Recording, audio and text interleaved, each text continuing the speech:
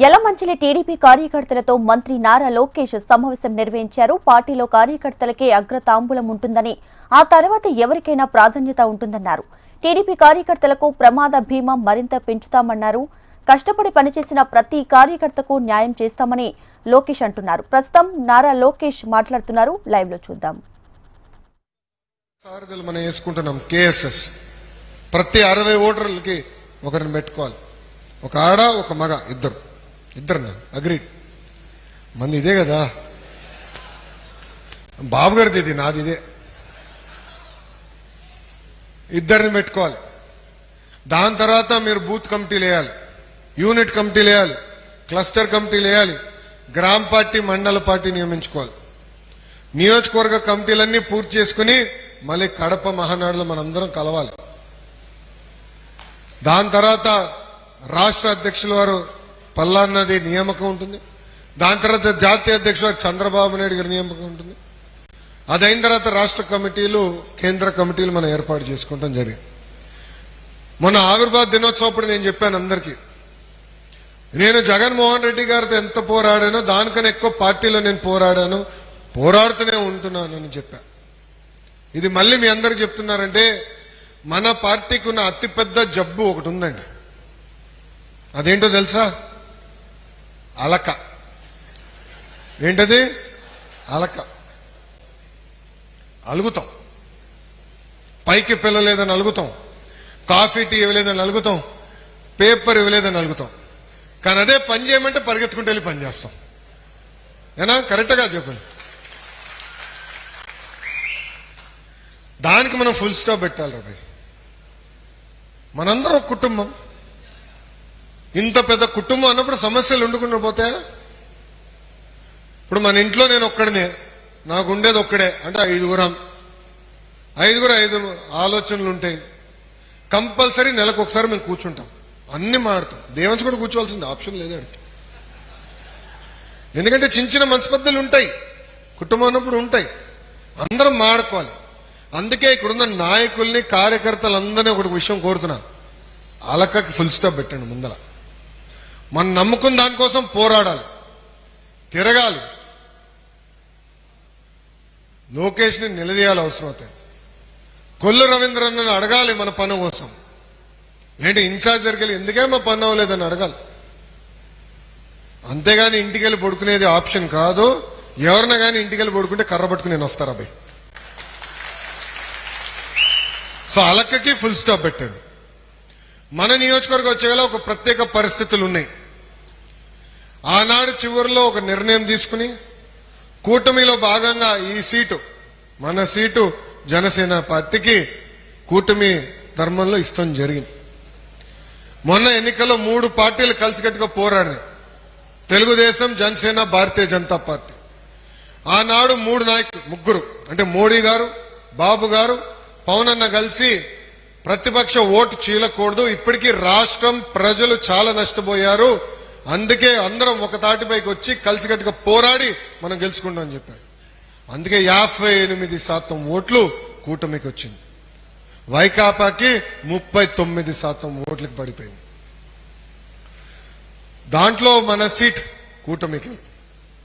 సమస్యలు ఉంటాయి, చిన్న కుటుంబం అన్నప్పుడు సమస్యలు ఉంటాయని చెప్పారు. కూటమిలో చిన్న ఉంటాయి ఇష్యూలు. ఫీల్డ్ అసిస్టెంట్ ఇష్యూ అవ్వచ్చు, రేషన్ దుకాణం ఇష్యూ అవ్వచ్చు, లేదంటే లోకల్ ఇష్యూస్ కావచ్చు. మిమ్మల్ని కలిసే ముందర ఉత్తమ కార్యకర్తలను కలిసా, వాళ్ళందరికీ ఒకటే చెప్పా, ప్రతి వెన్స్డే ఇన్ఛార్జ్ గారు అందుబాటులో ఉండాలి, ఆయన కలవాలి. లోకల్గా ఏం ఇష్యూలు వచ్చినా కంపల్సరీగా వెళ్ళి ఎమ్మెల్యే గారిని కలవాలి, ఎమ్మెల్యే గారితో మాట్లాడాలి.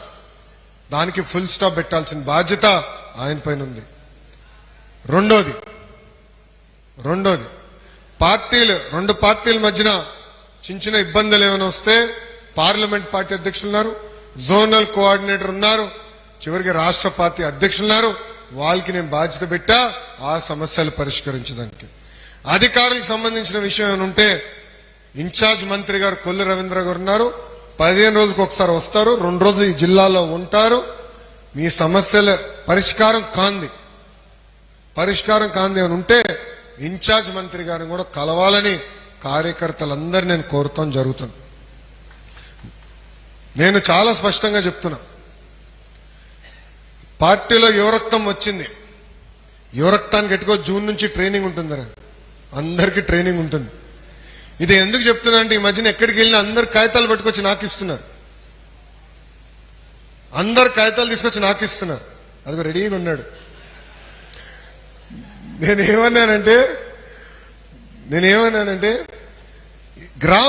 గ్రామంలో ఉన్న సమస్యలు ఉంటే మనం వెళ్ళి మాట్లాడాలి, అధికారులతో మాట్లాడాలి, మండల పార్టీ కూర్చోవాలి, పిలిపించాలి, ఆ సమస్య పరిష్కరించాలి. అది పోయింది. దానికి ఎందుకు పోయింది కూడా నేను చెప్తా. గత 5 సంవత్సరాలు ఎమ్మెల్యేలు ఏం పీకలేదు రా భయ్. వాళ్ళు చెప్తే ఈయన నాదుడు లేడు, ఏదో లోకల్గా అన్ని చేసుకోండి, అసలు మా దగ్గరికి రావద్దని చెప్పారు ప్రజలకి. ఈరోజు ఎప్పుడైతే తలుపులు తెరిసో సునామీకి వచ్చి మన పైన పడుతున్నాం.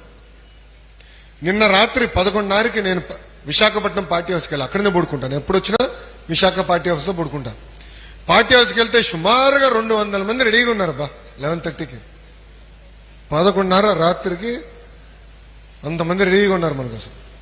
అంటే కలవాలి, వాళ్ళ సమస్య తెలియజేయాలి. సమస్యలు పరిష్కరించే అధికారం కార్యకర్తలకి ఉంది. నేను చాలా స్పష్టంగా చెప్తున్నా, విఆర్ఓ కానీ, ఎంఆర్ఓ కానీ, ఆర్డీఓ కానీ చట్టపరంగా ఏమి చేయాల్సి ఉందో వాళ్ళు చేయాల్సిందే, ఇంక్లూడింగ్ పోలీస్ సోదరులతో సహా. ఇది చాలా స్పష్టంగా నేను ఇన్ఛార్జ్ మంత్రి గారు కూడా చెప్తాం జరిగింది. ఈరోజు మంత్రి గారు నేను కోరతాం జరిగింది, డిస్కస్ చేశాం. అది అధికారులకి నేను చెప్తాను, ఈ సభాముఖంగా కార్యకర్తలకి, నాయకులు నేను తెలుపుతున్నాం. తెలుగుదేశం పార్టీ కార్యకర్తలు కబ్జాదారులు కావు. మనం ఎవరిని కొట్టాం, మనం ప్రజల కోసం సేవ చేసానికి వచ్చాం. ఇప్పుడే పల్లన్న అన్నారు, విశ్వవిఖ్యాత నట సార్వభౌమ స్వర్గశ్రీ నందమూరి తారక రామారావు గారి సిద్ధాంతాలు మనకున్నాయి. ఇప్పుడు కూడా ఆ సిద్ధాంతాల పరంగా మనం అందరం నడవాలి. తెలుగు వాళ్ళు ఎక్కడున్న అగ్రస్థానంలో ఉండాలనేది మన లక్ష్యం. అన్ని రాష్ట్రాల కన్నా అన్ని రంగాల్లో ఆంధ్ర రాష్ట్రం నంబర్ 1 ఉండాలి, తెలుగు వాళ్ళు నంబర్ 1 ఉండాలనేదే మన లక్ష్యం. దానికి మనందరం కష్టపడాలి, కలిసికట్టుగా పని చేయాలి. రెండోది, కష్టకాలాలు మనం మర్చిపోకూడదండి. కష్టకాలాలు మర్చిపోకూడదు. ఈరోజు ఎస్పీ గారు వస్తే నేను చెప్పా, 90% మీ పోలీస్ సిబ్బందిని తీసుకుని వెళ్ళండి సార్, మాకు ఇంతమంది అవసరం లేదు, మా కార్యకర్తలు ఏం చేయరు, వాళ్ళని కలిసిదానికి వస్తున్నారని. ఇదే పోలీస్ సోదరులు గతంలో మన ఇంటి నుంచి బయటికి రావాలంటే మన గేట్కి తాడు కట్టారు.